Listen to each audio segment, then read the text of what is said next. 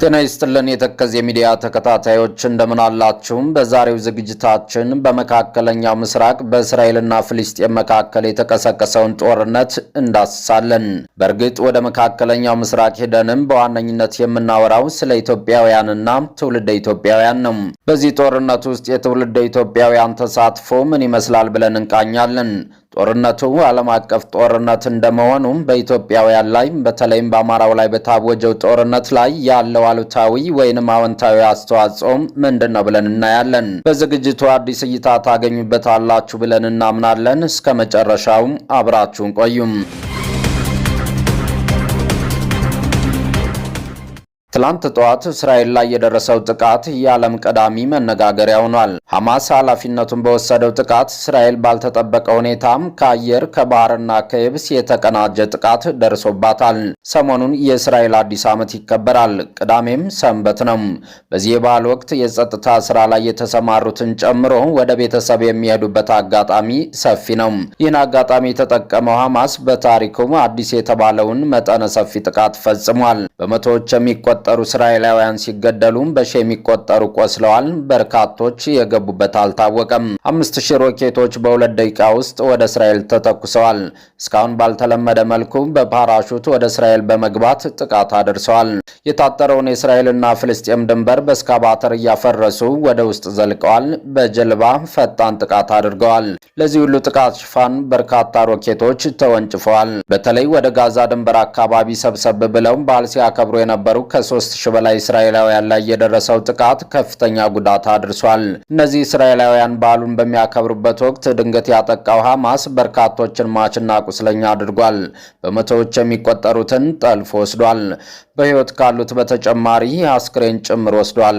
በጦርነቱ በርካቶች የተገደሉበትና የታሰሩበት ሐማስ ጉዳዩ አይደለም። ሐማስ በመቶ የሚቆጠሩ እስራኤላውያንን አፍኖ የወሰደ ሲሆን በአንድ እስራኤላዊ ታጋች ከአሁን ቀደም ሽብር ሊፈጽሙ ሲጥሩ ወይንም ፈጽመው የተያዙ አባላቱን ያስፈታል። በአንድ እስራኤላዊ ታጋች በጣም በርካታ ፍልስጤማውያን ያስፈታል።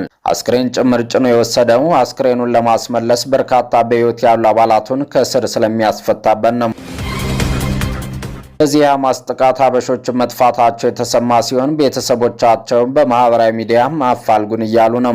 የሟቾች የቁስለኞችና የታጋቾች ቁጥር በየጊዜው እየጨመረ የሄደ ሲሆን ሀበሻዎችም የሚገደሉበትና ታፍነው የሚወሰዱበት አጋጣሚ ሰፊ ነው። ከጥቃቱ በኋላ ቤተሰብ ጠፋብን ብለው ተማጽኖ የሚያቀርቡት ለዚህ ምሳሌ ናቸው። ይህን ጥቃት ተከትሎ እስራኤል ተቀማጭ ኃይሏን ጠርታለች። የድሮ ወታደሮች ጥሪ ቀርቦላቸዋል። ጠቅላይ ሚኒስትር ቤንያሚን ኔታንያሁም ጦርነት ውስጥ ነን ብለዋል። እስራኤል በታሪኳ ከ50 ዓመት በፊት እንዲህ ያለ ያልተጠበቀ ጥቃት ደርሶባት ነበር። በተለምዶ የቂጣ በዓል ተብሎ በሚጠራው የፋሲካ ሰሞን ላይ እስራኤላውያን በተዘናጉበት የአረብ ሀገራት ወረዋት ነበር።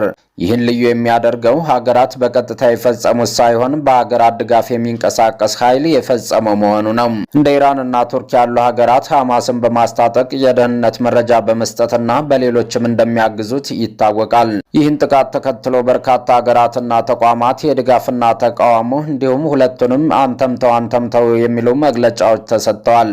የአሜሪካው ፕሬዝዳንት ጆ ባይደን ከእስራኤል ጎን ነኝ ሲል ጊዜ አልወሰደበትም። እንግሊዝ፣ ካናዳ፣ አውስትራሊያ፣ አውሮፓ ህብረትና ሌሎች ድርጊቱን አውግዘው እስራኤል ራሷን የመከላከል መብቷ የተጠበቀ ነው ብለዋል። ሩሲያን ጨምሮ አንዳንድ ሀገራት ሁለታችሁም ነገር አብርዱ የሚል መግለጫ ሰጥተዋል። ኢራንና ሌሎች ሀገራት ድርጊቱን የነጻነት ትግልና እስራኤል በፍልስጤም ላይ የምታደርገው በደል ውጤት ነው የሚል የድጋፍ መግለጫ ሰጥተዋል። ከጥቃቱ በኋላ የእስራኤል ሰማይ ሮኬቶችን አየር ላይ በሚያከሽፈው አይረንዶም ጸረ ሚሳኤል ተጨናንቆ ውሏል። ወደ ጋዛ እየበረሩ ድንገት ከተማው መሃል ያለን ግዙፍ ግንባታ ከስሩ መጥተው ወደ ፍርስራሽ በሚቀይሩ ሚጎች፣ ሚሳኤሎች እንዲሁም ወታደር በሚያመላልሱ ሄሊኮፕተሮችና አንቶኖቭ አውሮፕላኖች ጩኸት እየተናወጠ ነው። ሐማስ አሰርጎ ባስገባቸው አባላቱ አማካኝነት ሲቪሎችን እያፈነና ቤት ለቤት ገብቶ እየገደለ በመሆኑ ነዋሪዎች ቤት ዘግተው ለመቀመጥ ተገደዋል። ይህ የጦርነት ሁኔታ በኢትዮጵያም እስራኤልን ጨምሮ ሌላ ሀገር ባሉት ትውልደ ኢትዮጵያውያንና ኢትዮጵያውያን በኩል መነጋገሪያም ሆኗል። አሉታዊም አዎንታዊም ተጽዕኖ አለው። ትላንት ጦርነቱ ከተነሳ ጀምሮ ጉዳዩን የእምነት አድርገው የተከራከሩ ወገኖች ታይተዋል። ይህ ጉዳይ የሃይማኖት ግጭት ያመጣል ተብሎም ይሰጋል። ይሁንና በምክንያታዊነት ከታየ ጉዳዩ በኢትዮጵያ ጎራ ለይቶ መቆምን የሚያመጣ አይደለም፣ መሆንም የለበትም።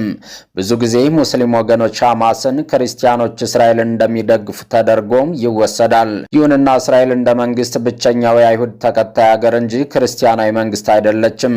ሐማስም ቢሆን ከሃይማኖት ይልቅ ፖለቲካን የሚያስቀድም ቡድን ነው። ለምሳሌ ተገንጥሎ ተጣልቶ የወጣው ለእስልምና እሰራለሁ በሚል በዓለም አቀፍ ደረጃ የእስልምና ንቅናቄ አካል ተደርጎ ከሚወሰደው ሙስሊም ወንድማማቾች ቡድን ነው። ሐማስን በግንባር ቀደምትነት ከሚቃወሙት 6 ሀገራት መካከል ከእስራኤል ውጭ ያሉት የሙስሊም ሀገራት ናቸው።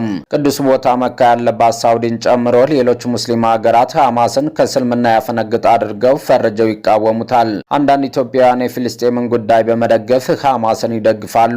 ይሁንና ሐማስ ከሱም ቀደም ብለው የፍልስጤምን ጉዳይ ካነሱ የፍልስጤም ቡድኖች ጋር ጠብ ነው። የፍልስጤምን ጉዳይ በማንሳት የሚታወቀውና አራፋት ከ60 ዓመት በፊት የመሰረተው ፋታህ ጋር ጠብ ነው። አሁን በነ መሐመድ አባስ የሚመራው ፋታህና ሐማስ ጦርነት ገጥመው ያውቃሉ። ስለሆነም በደፈናው የፍልስጤም ተቆርቋሪ አድርገው የሚወስዱትም ካሉ ከነ አራፋትና አባስ በተቃራኒ ያለ ቡድን ነው። እንደ ሀገር ጥቅም ከወሰድነው ደግሞ ሐማስ ከሂዝቦላህ፣ አልቃይዳና አልሸባብ ጋር ትስስር ያለው ቡድን ነው። ስለሆነም በደንብ ከታየ ኢትዮጵያውያን በሃይማኖት ለፍልስጤም ቁሟል አልቆመም በሚል ሊያጋጫቸው የሚችል አይደለም፣ መሆንም የለበትም። በሌላ በኩል ግን በቀጥታም ሆነ በተዘዋዋሪ የጦርነቱ አካል የሆኑ ኢትዮጵያውያንና ትውልደ ኢትዮጵያውያን አሉ። ሐማስ በ22 አካባቢዎች ከእስራኤል ጸጥታ ኃይሎች ጋር ገጥሟል። በአብዛኛዎቹ ከተሞች ደግሞ ሮኬት አስወንጭፏል። እስራኤል ውስጥ ከ150 እስከ 200 ሺህ ሀበሻዎች ይኖራሉ።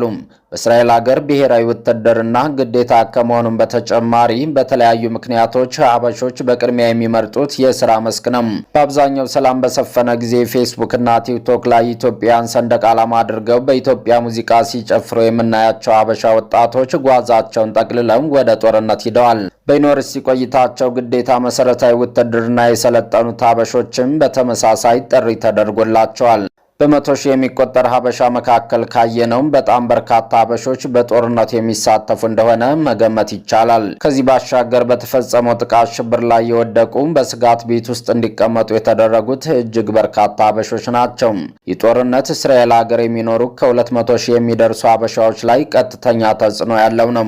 እነዚህ ሀበሾች ኢትዮጵያ ውስጥ ያሉ ወገኖቻቸውን የሚረዱ፣ አማራውን እንደ ምሳሌ ብንወስድ በትግሉ የሚደግፉ፣ ኢትዮጵያ እንዴት ዋለች ብለው የሚጨነቁ፣ በሰላም ወቅት የሚጎበኟት ናቸው። እነዚህ ወገኖች ልጆቻቸውን ወደ ጦርነት ሸኝተው ሽብርን ስጋት ቤታቸው ውስጥ በጭንቀት የሚውሉ ናቸው። በእርግጥ በሰሞኑ ጥቃትም ሀበሻዎች ሰለባ የመሆን እድላቸው ሰፊ ነው። እስካሁን የጠፉና የተገደሉ መኖራቸውም እየተነገረ ነው። ካሁን ቀደም በሐማስ ተጠልፈው ተወስደው ያልተመለሱ እንዳሉም ይታወቃል። አበራ መንግስቱ አንዱ ነው። በ5 ዓመቱ ከቤተሰቡ ጋር ወደ እስራኤል አቅንተው ሐማስ በተደጋጋሚ ሮኬት የሚተኩስባት አሽኬሎን የተባለች ከተማም ይኖር ነበር። በሀገር እስራኤል በታላቅ ወንድሙ ሞት የከፋ ሐዘን የደረሰበት አበራ በተለይ ከ10 ዓመት በፊት ለአእምሮ ህመም ይዳረጋል። ተረጋግቶ መስራት አልቻለም። ቆይቶ ከናካቴውም ስራውን ትቶ ገንዘብ ሲቸግረው ከቤተሰብና ጓደኞቹ እየጠየቀ እግሩ ወደ መራው መዞር አበዛም። ቤተሰቦቹ በተደጋጋሚ ወደ ሕክምና ተቋም ወስደውታል፣ ግን አልተሻለውም። ሰውነቱን በስለት እየበጣ ደሙ ማፍሰስ ጨምሮ ህይወቱን ለአደጋ የሚዳርግ ተግባር በራሱ ላይ ይፈጽም ነበር። ሐኪም ቤት ተወስዶ የተሰጠውን መድኃኒት በአግባቡ አይጠቀምበትም። አጋች እጅ ሊገባ ከቀናት በፊት ሐኪም ቤት ተወስዶ የተሰጠውን መድኃኒት የትም ከበተነ በኋላ ቤተሰቦቹ ገንዘብ እንዲሰጡ ሲጠይቅ ፈቃደኛ አልሆኑለትም።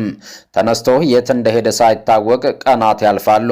ቤተሰቦቹ ለ2 ዓመታት ሲያደርግ እንደነበረው ሰነባብቶ ይመለሳል ብለው ተስፋ አድርገዋል። በመሃል ከወደ ጋዛ ሐማስ የእስራኤልን ሰላይ እንዳሰረ አድርገውም በዜና ያስወራል። የአእምሮ ህመም የሚያሰቃየውን መድኃኒትም ምግብም በቅጡ የማይወስደውን ለ2 ዓመታት ራሱን ያጎሳቆለው አበራ መንግስቱ ነበር በሰበር ዜና መነጋገሪያ የሆነው። አበራ እስራኤልን ከመዞር አልፎ ወደ ጋዛ አቋርጦ ሲገባ ያጋጠመው የሐማስ አሰቃቂ ምርመራና እስር ነው። ሌላ ክርክር ሲመጣባቸው ደግሞ መደራደር ያደረጉት። ይህ ከሆነ 9 ዓመታት አልፈዋል። በወቅቱ ሀበሾች የቻሉትን ጫና አድርገዋል። ቤተሰቦቹ ግራ እየገባቸውም የልጅ ጉዳይ ሆኖባቸው ብዙ ደክመዋል። ከእስራኤል ተቋማት እስከ ጄኔቫ ድረስ ደጅ ጠንተው ልጃችን ታማሚ ነው አስለቀቁልን ብለው አልቅሰዋል። ለሐማስ ደግሞ ዓለም አቀፍ ጫናው እስረኛ እንዲፈታ ያድርገውም። አበራን ለመፍታት እስራኤል ውስጥ የታሰሩት አባላቱን መፍታት ይጠይቃል።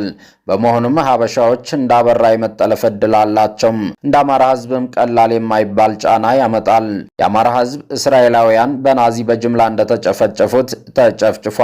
እስራኤላውያን በሁለተኛው የዓለም ጦርነት እንደደረሰባቸው የጅምላ እስርና ጭፍጨፋም አማራው እየደረሰበት ነው። ይህን ግፍ በመቃወም የሚገኘው አማራ ጦርነት ታውጆበታል። የአብይ አህመድ አገዛዝ በአማራው ላይ ጦርነት አውጆ የሚፈጽመው በደል በሀገራትና በዓለም ተቋማት ተቃውሞ ገጥሞታል። የእስራኤልና ፍልስጤም ጦርነት መጀመሩ ዓለም ለአማራ ሕዝብ የሰጠውን ትኩረት የሚቀንስ ነው። እንደ አብይ አህመድ ያለው አገዛዝ መሰል ሁኔታዎችን የመጠቀም ዕድሉ ከፍተኛ ሲሆን ከህወሓት ጋር በነበረው ጦርነት የዩክሬንና ሩሲያ ጦርነት ከፍ ያለ ትኩረት ማግኘቱ ለአብይ አህመድ ጠቅሞን ነበር።